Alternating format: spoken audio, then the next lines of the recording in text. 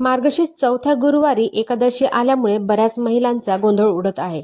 एकादशीला नारळ फोडत नाही, एकादशीला हळदी कुंकू आणि सवासणी बोलवत नाही, एकादशीला उद्यापन करत नाही. चला तर देऊयात या प्रश्नांची उत्तरे.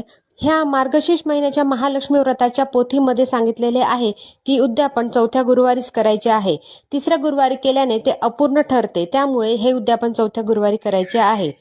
फक्त महिलांना काही अडीअडचण आली असल्यास त्यांनी पौष महिन्याच्या गुरुवारी म्हणजेच मार्गशीर्ष संपल्यानंतरच्या गुरुवारी उद्यापन करावे. अजून एक प्रश्न असा आहे की एकादशीला नारळ फोडत नाही, तर आपल्याला हा उद्यापन चौथ्या गुरुवारी एकादशीला करायचा आहे आणि हा नारळ आपल्याला विसर्जन करायचा आहे. देवी आईचा नारळ फोडायचा नसतो.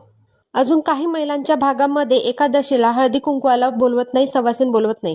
एकादशीला हळदी कुंकू जरूर करावे, कारण हे एकादशी विष्णू भगवानची असते आणि हळदी कुंकवाला आलेली सवासीन ही लक्ष्मी रूपाने आलेली असते. त्यामुळे भगवान